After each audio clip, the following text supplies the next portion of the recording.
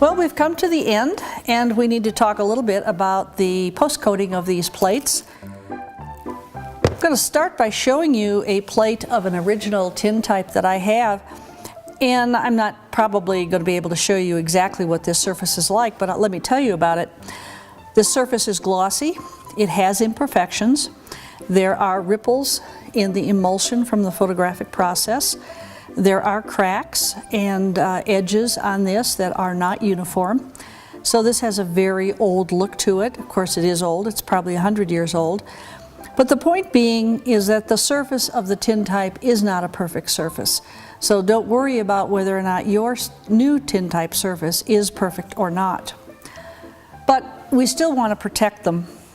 So the first way that I started coating these was to use the Super Sauce Solution gloss as a top coat on the image after it was dry. And I do let that first transfer dry for at least a day, if not two, and then quickly coat it with a coating of the solution. Let that dry another day or so, and then give it another coating. Then after a couple of days, if it's not totally the way I'd like it to be, or it doesn't look quite even, I like to apply a layer of this Renaissance wax over the surface to seal in and seal out, seal in the image and seal out the moisture that might get to the surface. So the Renaissance wax with the Super Sauce Solution is one way to finish your print. Another way that I've just recently found is to use this Golden Custom product, which is a polyurethane resin, and it is a one-part product, and you can get it on the Golden Artist Color website or call them to order it, because it is a custom product, but it's the polyurethane resin 97840-7. I like this because it does not have a lot of odor. It doesn't have a two-part chemical that really stinks up the room and is toxic. It is for use by professionals only, and you do keep this out of the reach of children.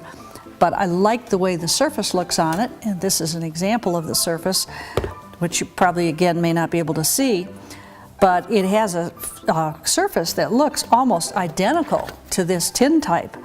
It's very glossy, it's very hard. It has that same irregular, physically irregular surface to it that the original tin type does. So I really like that, and that was just a recent discovery. The other product that I use a great deal of the time, and probably is my all-time favorite, is the Preserve Your Memories 2.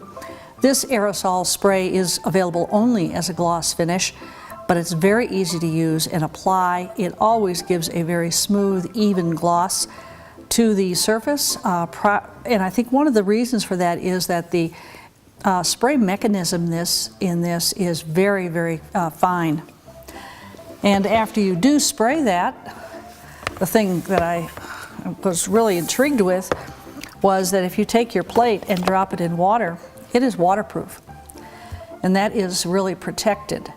And it does not affect the surface if it gets wet. So you're going to be able to really keep your prints for a long time by using this Preserve Your Memories. It's really a nice product. The last thing that many people use, and probably most people are familiar with, is this Krylon Crystal Clear Spray.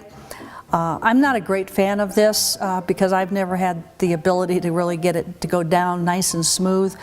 I always seem to end up with some high-low spots that I'm not happy with that look like stripes on my image. So I use this for small things, and if I'm in a hurry and I don't have the other products around. It dries quickly, and it does provide protection, and it is crystal clear, and it is non-yellowing. The other advantage of this product is that it's available both in the gloss, the matte, and a satin finish, which may be something that's very important to you in your work. In any case, all of these plates should be sealed in some way, because that ink, when it's transferred, is on the surface and it is exposed, so you will need to protect it in some fashion. The last thing I'm going to show you is the framing that I do for most of my tin types. I use a wide satin black frame. I like the metal to be exposed. I like for people to see the metal and really appreciate how the image is made. If you were to put a piece of glass over this, you're going to destroy that intimate feeling that you have when you come up and see it. There's a beautiful warmth to the metal that you really like for a viewer to experience. So framing it this way allows you to really see the color and the image in its full clarity.